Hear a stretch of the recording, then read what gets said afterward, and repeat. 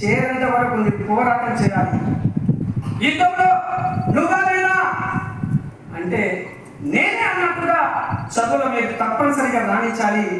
ఆ రాణించినప్పుడే మనము ఆ టీచర్కి సరైన నమ్మకం ఇచ్చినట్టయితే.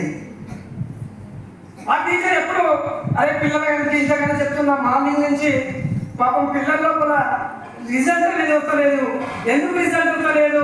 మీలో ఫస్ట్ క్రమశిక్షణ ఉన్నప్పుడు మాత్రమే పిల్లల లోపల రిజల్ట్ వస్తుంది. క్రమశిక్షణ లేకుంటే మాత్రం ఎవరికి రిజల్ట్ రాదు. అందుకే నేను మీకు ఒక్కసారి విన్నపిస్తున్నాను నాన్న, మీరందరూ ప్లీజ్ చాలా క్రమశిక్షణతోనే బతుకని మనం ముందరిపోగలుగుతాం. ఎందుకంటే క్రమశిక్షణ లేని ఎక్కడ కూడా ఏమి కట్టలేము నాన్న. ఈ క్రమశిక్షణ అంటేనే ఎలాంటి యుద్ధమైనా జయించవచ్చు. అలాంటి యుద్ధంలో మనం చదువులు చూపెట్టాలి. ప్రతి స్టూడెంట్ చదువులు తీసుకోవాలి. ఏ టీచర్ ఏం చెప్పినా సాయంత్రం వరకు తిరిగి ఇవ్వడమే ఈ నైట్ స్టడీ.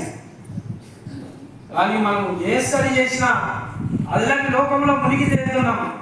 ఒకరొకరు ఆత్మ పరిశీలన చేసుకోండి. నేను ఇక్కడికి ఎందుకు వచ్చాను, నేను ఎందుకు అలా చేస్తున్నాను, మా ఇంటికి అమ్మ నాన్న పేదవాళ్ళు, వాళ్ళ పరిస్థితి ఏది? ఒక తల్లి ఒక పూట కూలి పోతే, ఒక రోజు కూలి పోతే 300-400 వస్తాయి. కానీ ఆ తల్లి 300-400 కాదు, నా బిడ్డ మంచి రూపురేఖలతో మంచి అందంగా నా కొడుకు ఉండాలని చెప్పేసి తన తల్లి పెట్టిన ప్రతి రూపాయి మీరు బాకే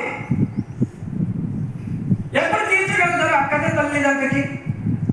అంటే మీలో క్రమశిక్షణ వచ్చి చెప్పిన టీచర్కి సంతోషంగా తిరిగి చెప్పినప్పుడు మాత్రమే ఆ రూపాయి మీ అమ్మకి ఎప్పుడు నువ్వు బాకే. ఆ బాకి నువ్వు తీర్చే వరకు నువ్వు కరెక్ట్ ఈ 20 సంవత్సరాల లోపల కష్టపడు. 60 సంవత్సరాలు సుఖంగా ఉండు. 60 సంవత్సరాలు సుఖంగా ఉండాలంటే నువ్వు కష్టపడాలి.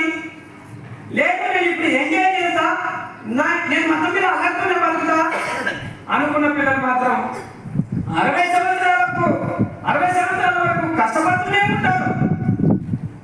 కానీ మనకు ఆ జీవితం కావాలన్నా ఈ తరగతి గదిలో నిర్మాణం కావాలన్నా మీరు ఒకసారి ఆలోచించండి.